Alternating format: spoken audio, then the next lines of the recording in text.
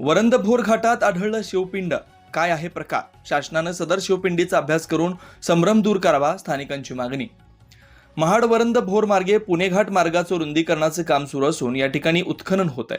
अशातच वरंद गावापासून काही अंतरावर माझेरी गावच्या हद्दीत उत्खनन सुरू असताना एका शिवपिंडी सदृश्य दगडाचं दर्शन घडलं. डोंगराच्या कपरीमध्ये चारी बाजूनं गुहा सदृश्य मोकळी जागा असून मध्येच एक दगड असून या दगडाचा आकार शिवपिंडी सदृश्य आहे.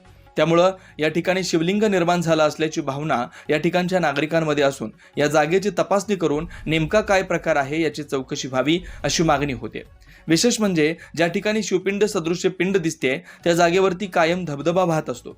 आता याच ठिकाणी हे शिवपिंड सदृश्य पिंडी दिसत असल्यानं नागरिकांनी श्रद्धा वाढली असून याची पुरातत्व विभागानं आणि सांस्कृतिक विभागानं दखल घेत सदर जागेची पाहणी करावी अशी मागणी होते.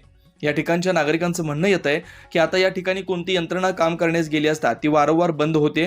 त्याच पद्धतीने या ठिकाणी ज्यावेळेस शिवपिंड सदृश्य पिंड आढळून आली त्यावेळी या ठिकाणाहून एक सर्प निघाल्याचं देखील बोललं जात आहे. त्यामुळे या ठिकाणची पाहणी करून सत्यता पुढे आणावी अशी मागणी होते. ब्युरो रिपोर्ट, तेज मराठी न्यूज, महाड, रायगड. साहेब, रस्त्याचं काम चालू असताना PDFL कंपनीकडनं रस्त्याचं उत्खनन आणि नवीन दुरुस्तीचं काम चालू आहे.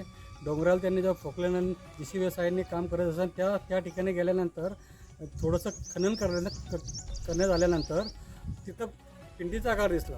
तेव्हा तिथं गेल्यानंतर कुठली मशीन चालू होत नाही. तिथं थोडं काम केलं की तिला मशीन बंद पडते. म्हणून तिथं असणाऱ्या ठेकेदाराने तिथून काम करणं सोडून दिलं आणि ते काम करत असताना त्या गुहेतून एक साप बाहेर आला. तेव्हा ते असणारे ठेकेदार खूपच घाबरले आणि त्यांनी भविष्यात तिथं 2-3 महिन्यापासून तिथं काम करणं सोडून दिलेलं आहे. त्यामुळं इथल्या असल्या वरण माझेरीमधल्या ग्रामस्थांनी तर शिवपिंडीसारखा आकार दिसतोय. त्यामुळे ती भाविकांची श्रद्धा वाढल्यामुळं प्रत्येक माणूस इथं येऊन पूजा अर्चा करत आहे.